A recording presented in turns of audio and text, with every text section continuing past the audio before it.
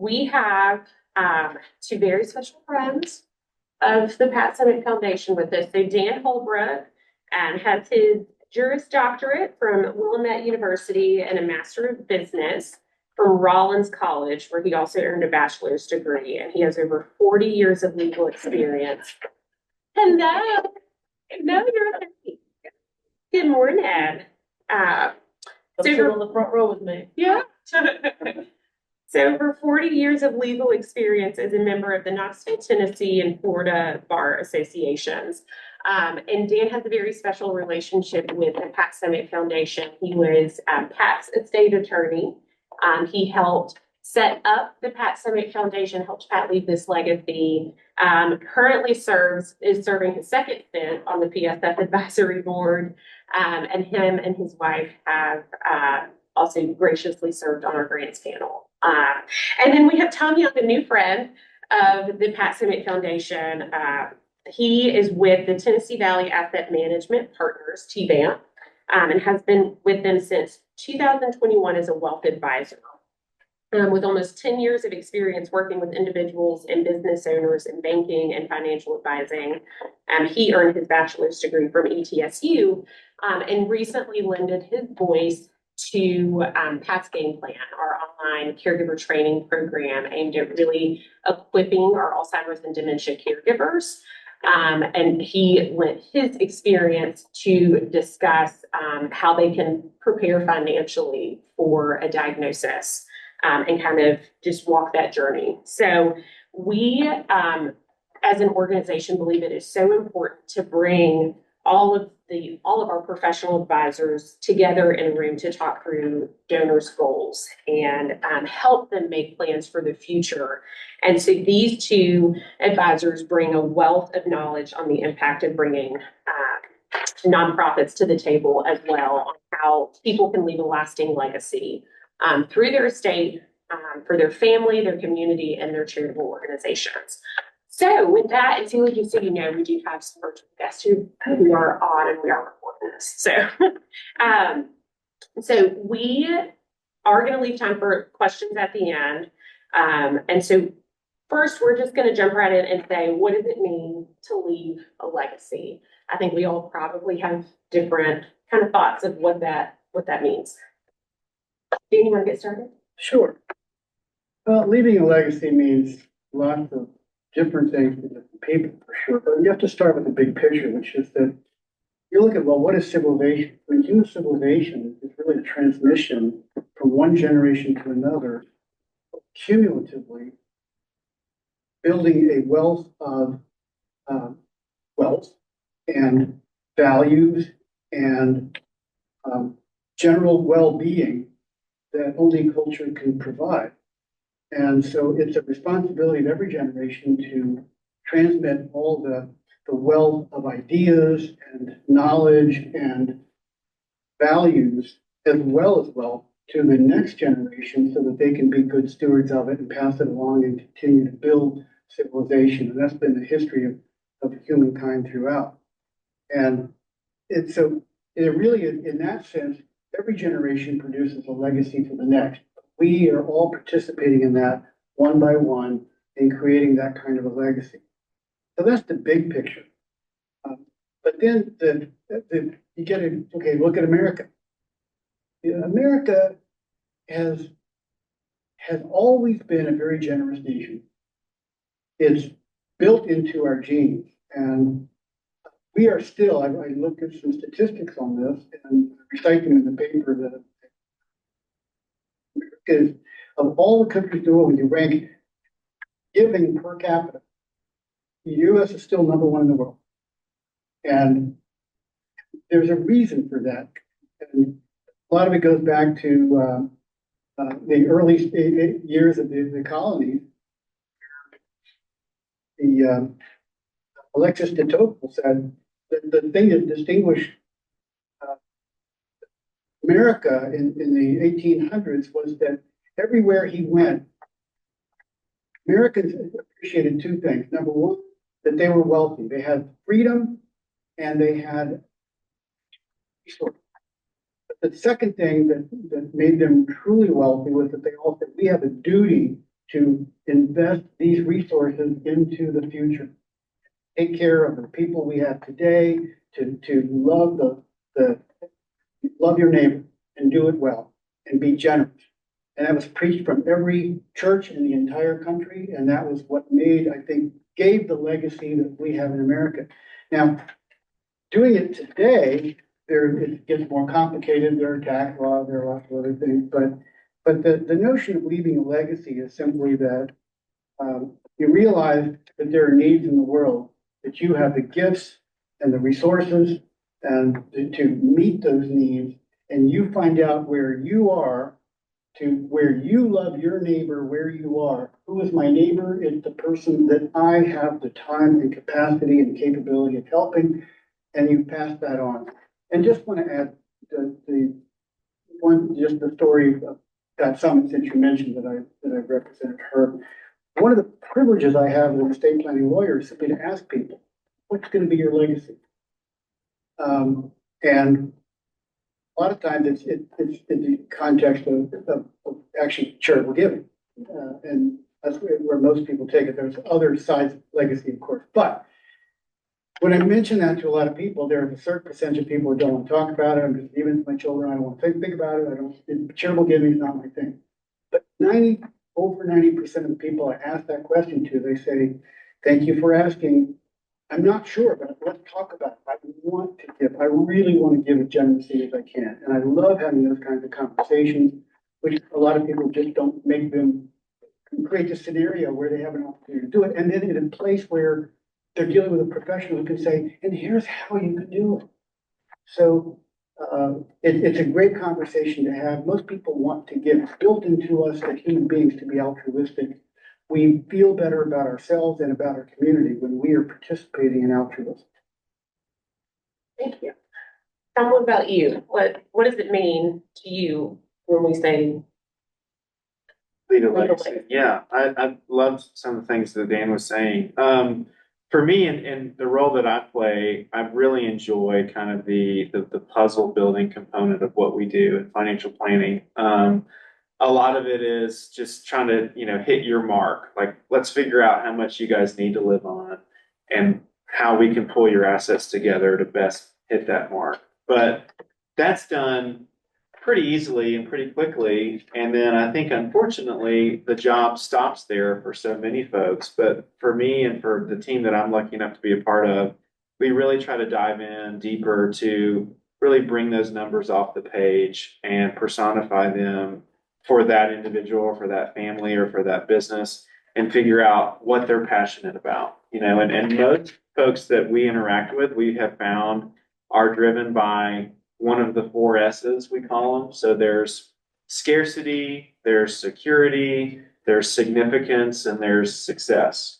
Most people will align themselves with one of those S's more than the other. And leaving a legacy is a way that priority for them can be passed down to the next generation, kind of like what Dan was saying. We're all a product in some way of the generation before us. So significance, what if we find that somebody is really wired that way, that the work that they're doing is not important because of the success or the wealth that it brings, but the impact that it makes, then that's a perfect opportunity to have that conversation about, okay, it sounds like impact is important to you. On what scale? Are we talking about impacting your family? Are we talking about impacting your community or even larger?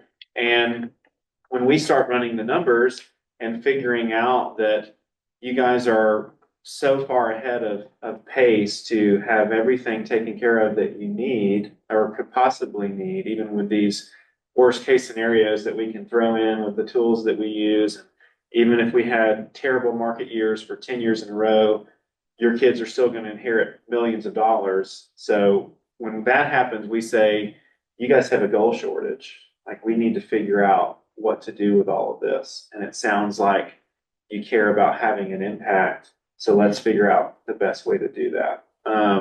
And those are the really fun conversations that we get to have. What is important to you? What do you want your legacy to be?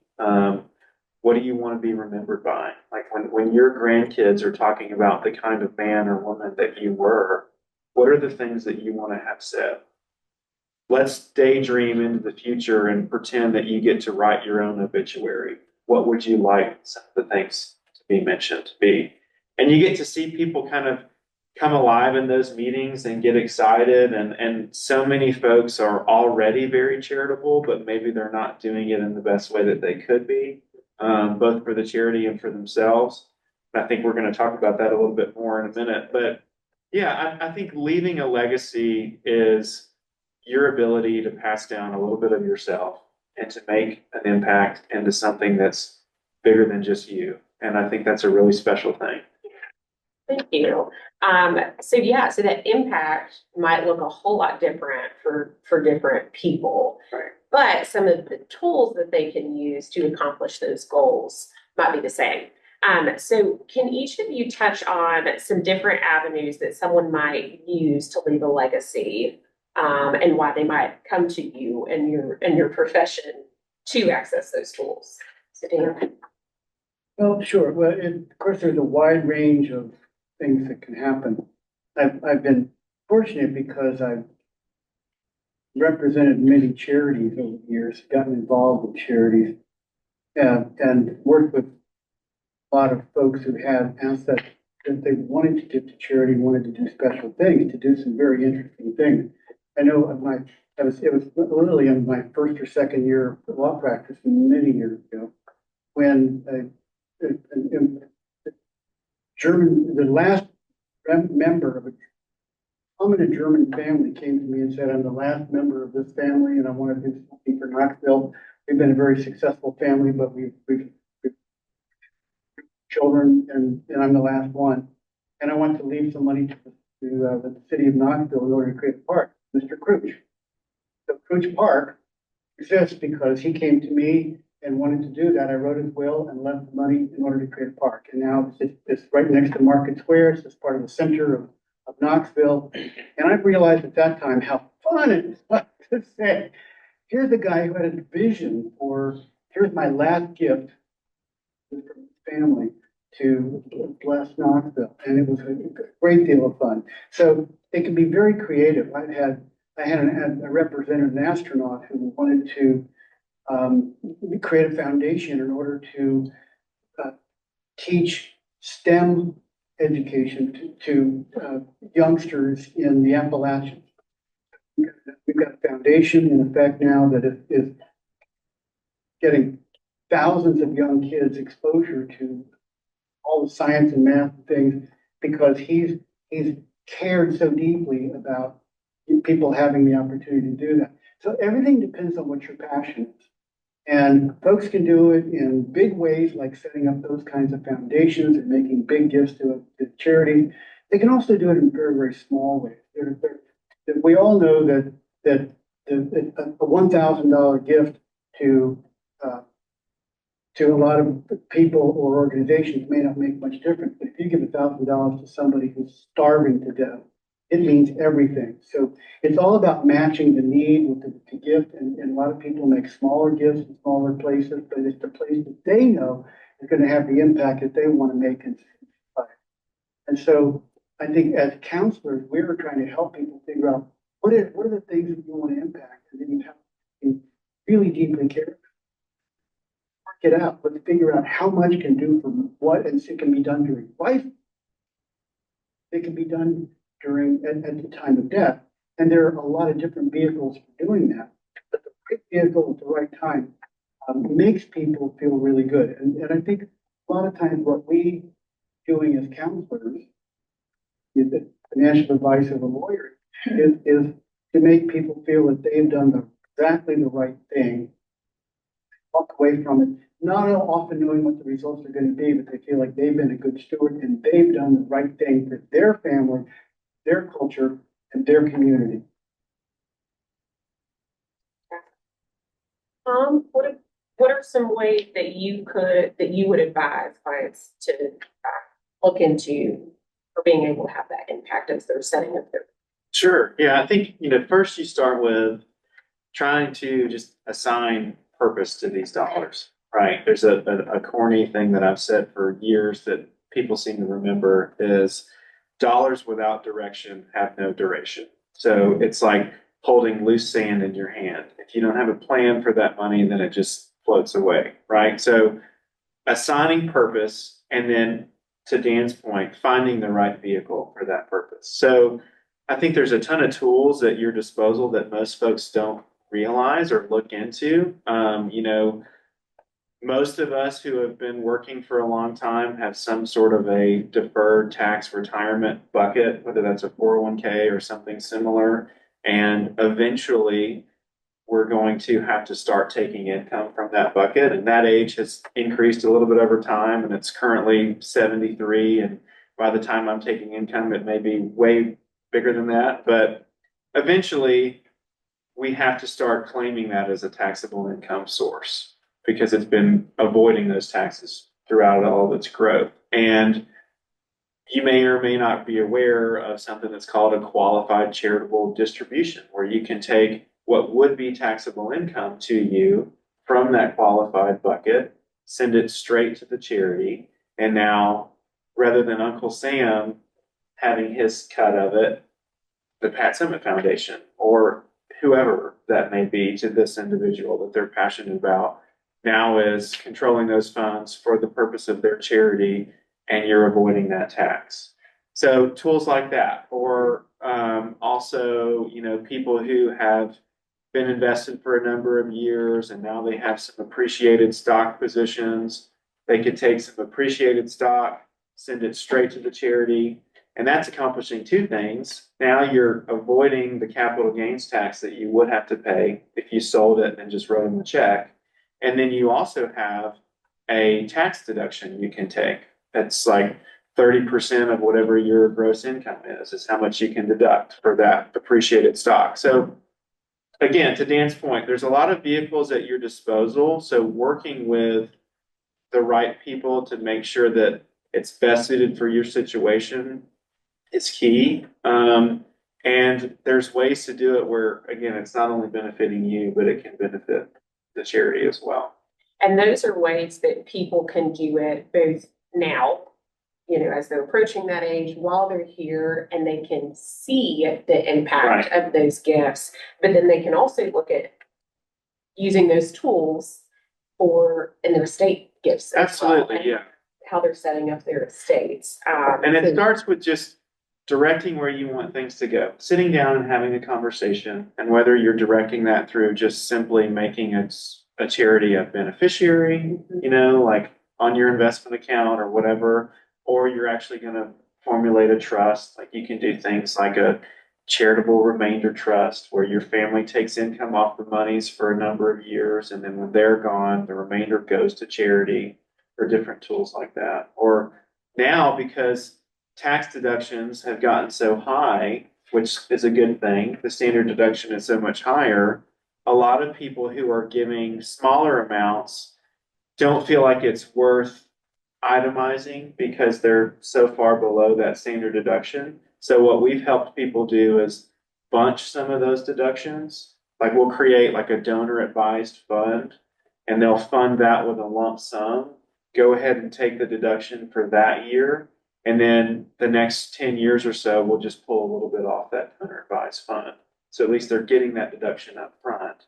And then the charity, because a lot of charities need annual gifting, so the charity is still getting that annual gift, but the client gets the deduction up front. Yeah. So things like that. Yeah.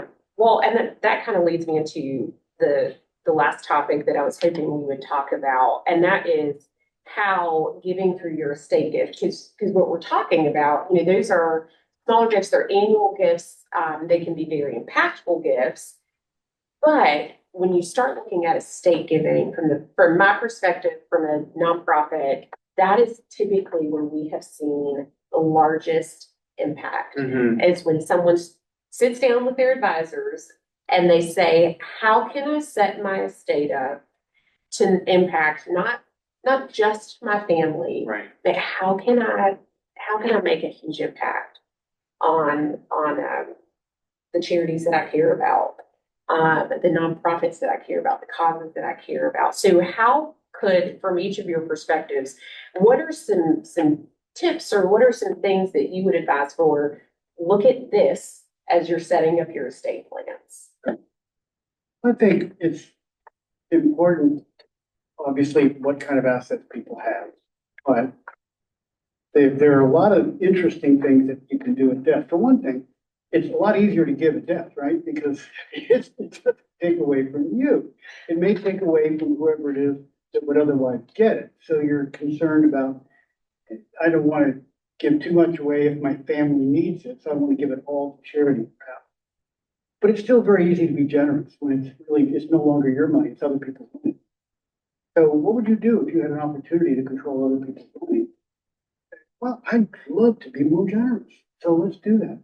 And for an awful lot of folks, the best place to start is if you were giving $10,000 a year to Pat Summit Foundation because you really, really loved it, then you say, well, gee, they really can use that money.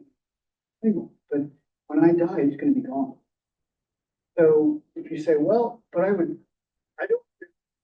just endow a giant fund and give them a bunch, but I would love to see them get 10,000 a year from me. So you could leave whatever it's going to take to be the equivalent of 10,000 a year. For example, if you assume a 5% earnings rate, you give $200,000, 5% of 10,000 a year. So if you give 200,000 and say, I want to give the $200,000 at my death because I can afford that and there's still plenty left over for something else. But now that 200,000 can replace the 10,000 a year, and you can ask that it be spread out over time. And so that's one of the easy ways for people to do it because they feel like, okay, I can afford that without compromising any of my other values. That's a good starting point. But beyond that, there's other things as well because a lot of folks when they own while you're alive is an IRA, retirement plan, all that kind of thing. And while you're alive, it's growing tax-free and you only pay tax on what you actually take when you're in retirement and that kind of thing. So it's tax advantage, it's a great thing for you, but it's an awful asset to die with. When somebody else inherits it, they're gonna have to pay the tax on it. I mean, the spouse can, yeah, but assume it's a non-spouse, for example, both spouses die, suddenly somebody's gonna have to pay tax on all of it within 10 years or maybe even 5 years, depending on the situation. And so it is, if it's $100,000, it's not worth $100,000. It's only worth after tax, 80,000 or 70,000 or whatever, depending on the tax bracket. So it is a sort of a reduced value asset. But when you give it to charity, it's 100%. So an awful lot of our clients, especially professionals and people and UT professors and other folks who accumulate a lot of their wealth in retirement plans and IRAs, they can afford to give a lot of that to the charity and give the other assets to their children or other family. But the first place to look for giving to charity is how much can you give away from that when you're gone. Let's give the taxable stuff to charity. Boy, a lot of them do it. Even for people with very, very large estates, we have folks that say have clients with $50 million. You know they're going to pay estate tax. But they say, look, whatever the exemption is going to cover my family. What the exemption is so big. If I leave the amount of the federal estate tax exemption to my children, that's plenty enough for my children. And I'm going to give all the rest to charity. So I'm never going to have any estate tax, no matter what happens, no matter how big my estate is. There's never going to be any estate tax, but I'll just give the excess to charity. So those are the kind of things we can do to play around with both the taxes and the desire to give to charity. But it all depends on the specifics, specific needs. But that again, that's part of the fun that John was talking about. The problem solve. What's really right for the client, but those are the fun conversations. We've heard some good ones. What are some tools that you can think of from a estate planning standpoint that you've had maybe clients utilize or that you've recommended? Yeah, and I mentioned a couple of them probably prematurely, some of those tools, but I think it starts with almost this wake up call concern that I've seen come across clients' faces when we run some sort of a simulation and they realize that if we do nothing, their kids are going to both inherit multiple $1 million. And they're like, we don't want that for them. We want them to have a work ethic and be rooted in reality and not just inherit $10 million at 30 years old. So how can we fix that? And that's when you say, well, what are some charities that you're passionate about? And now we can supply the tools to best do that. So Dan's exactly right. Pulling out of a tax deferred bucket, like I mentioned earlier, is a great place to start, because you're not going to have to pay those taxes.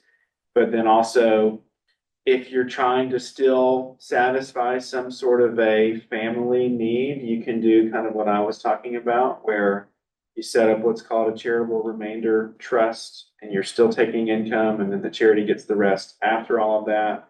Or if you're wanting to just list them as additional named beneficiaries whenever you're doing all that estate planning. And I love what you said, Dan, about clients who, regardless of what the exemption will be whenever they pass away, they know that it'll be enough to take care of their family. So any number that's in excess of that, we just want that to go to charity. And that's a conversation you can have now that still matters just as much 25 years from now. So doing things like that, I think is great too. Yeah. Well, and I think to tie all that together, I think when I approach this conversation with people, the goal is no surprises. And, we are in the space that we're in the healthcare industry, Alzheimer's disease and dementia. People don't plan for that. They never look to the future and say, I bet I'll have. So let's have these conversations now. A lot of times it catches people by surprise. Mhm. They're not prepared for that. The family's not prepared. And we really see a huge impact on the family dynamic, their financial position. And so the thing that I find myself saying a lot is start planning now and make sure there are no surprises. So if you are thinking about including a nonprofit in your estate, have that conversation with your children. Make sure they understand Right. your intent and your wishes. Make sure everyone knows. So again, when that time comes, there's no surprises. But I'll kind of get on my soapbox now, and I think this is a great visual representation of what we recommend people do. Get all of your professional advisors in a room together, have these conversations, because everyone's going to approach these topics from a different perspective. You will probably immediately start thinking, okay, what do we need to document? What do we need to have? And you can run scenarios and you can try to figure out how do we set them up financially to be in the best position. But then I'm going to take it a step further and say, we also want to make sure that the nonprofits have a seat at the table as well. Right. If you were thinking about, obviously we'll use the Pat Summitt Foundation as an example. If you're thinking about leaving the Pat Summitt Foundation a very impactful gift, or if you've already taken the steps to do that, let us know. Right. We like to document those things as well, more so we know what's coming down the pike. I can't tell you how often here in this position we've gotten a really thick envelope from probate court or from an attorney, and we say, oh wow, what a great surprise, we just received X from this person's estate, but we never even knew about it. They weren't a current donor, they didn't have the means to be giving annually now, but they knew they'd have the ability to do it in the future. And so it's a great surprise, but we couldn't direct the money to give it purpose because we didn't know about it, to take something from you. And so I'll just say a quick example, or, some reasons for why we really recommend that is, one, it allows us to steward the donor. It allows us to make sure that we're maintaining the integrity of their gift, that if they want the dollars assigned to a specific project or program or given it a specific purpose, that we can do that. Yeah. It allows us to better plan for our future and our strategic goals, because just like the families that we all work with, we also as a nonprofit have goals. We know kind of what's coming in the next 5, 10 years, what we'd like to see happen, and how we, the dollars that we need to be able to make those things happen to continue our mission. And so it allows us to better plan for our future, but it also allows us to inform the donors of those strategic goals. And then together we can determine the best way for the donor to be involved. And I use this example a lot of, well, let's say that someone, left us in their estate, we didn't know about it, and then we get notification that, guess what, we are receiving $2 million in the estate. That's phenomenal. Yes, where do I sign? But then we find out that they restricted it to be used to open a Pat Summit urgent care clinic for dementia patients in West Knoxville. Strategic plan. We don't have the capacity as a nonprofit to do that. That's not within our scope of work. That's not within our mission. And so that very impactful gift can't be used. Or to be able to use it, we then have to go through a very lengthy legal process that is also expensive to then be able to redirect those dollars.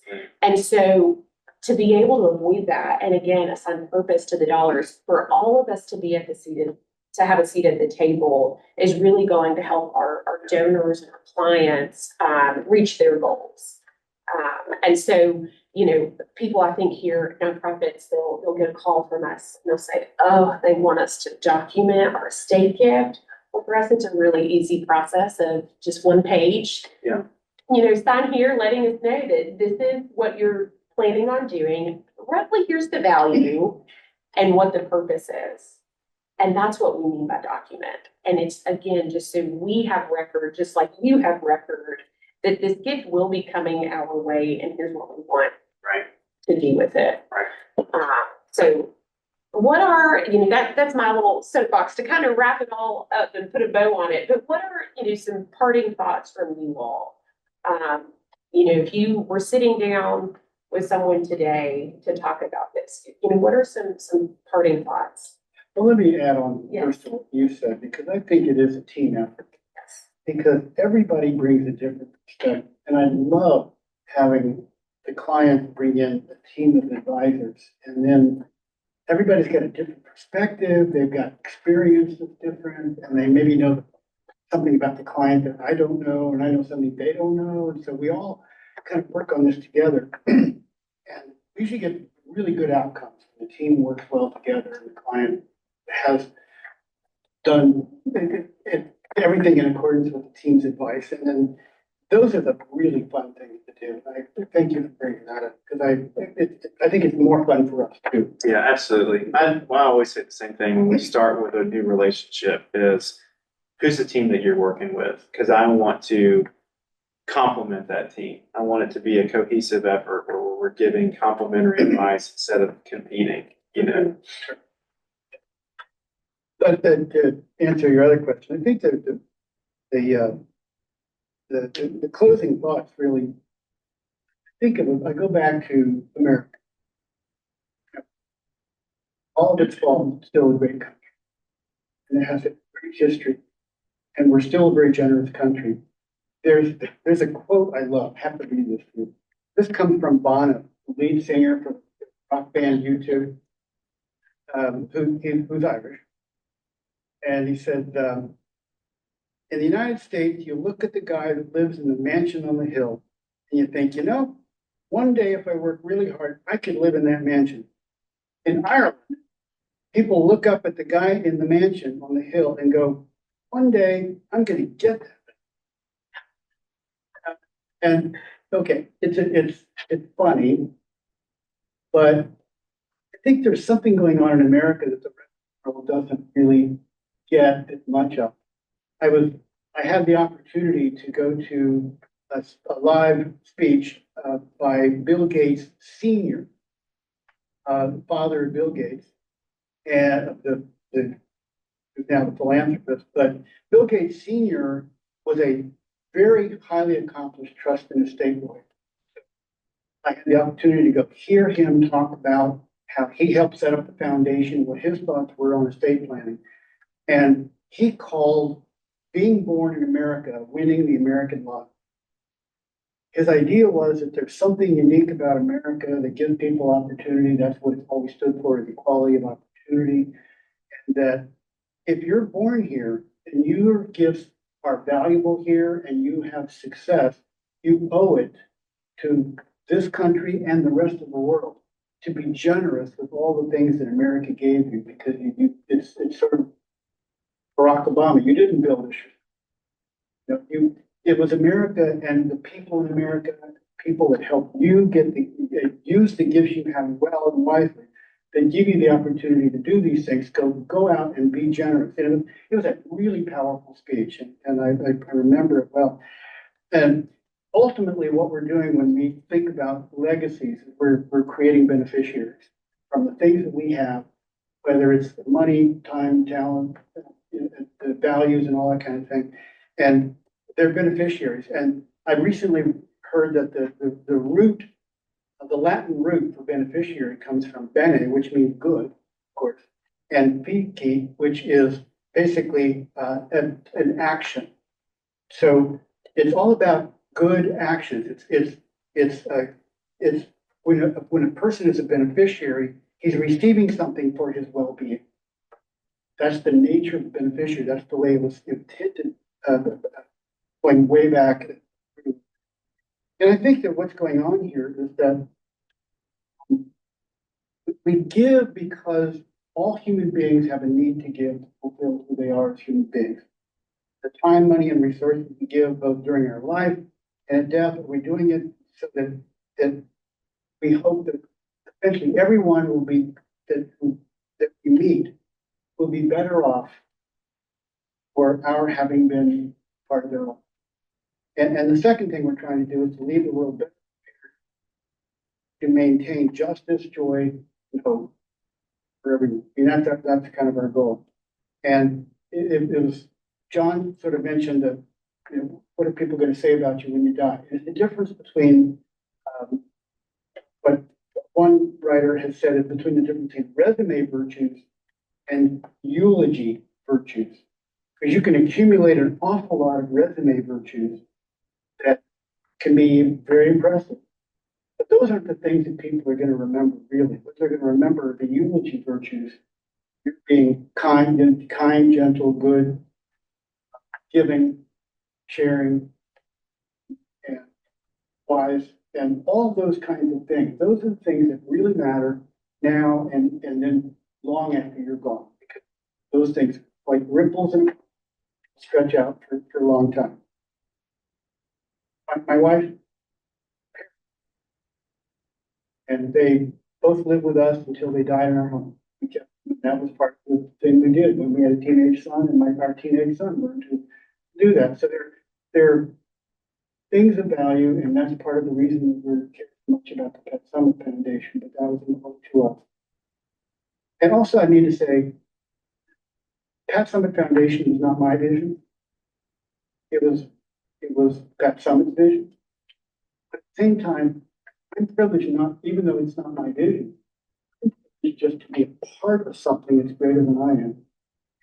Participate in that and share in that. And I think a lot of the things that we do when we think about how to leave a legacy, go find where people are doing great things.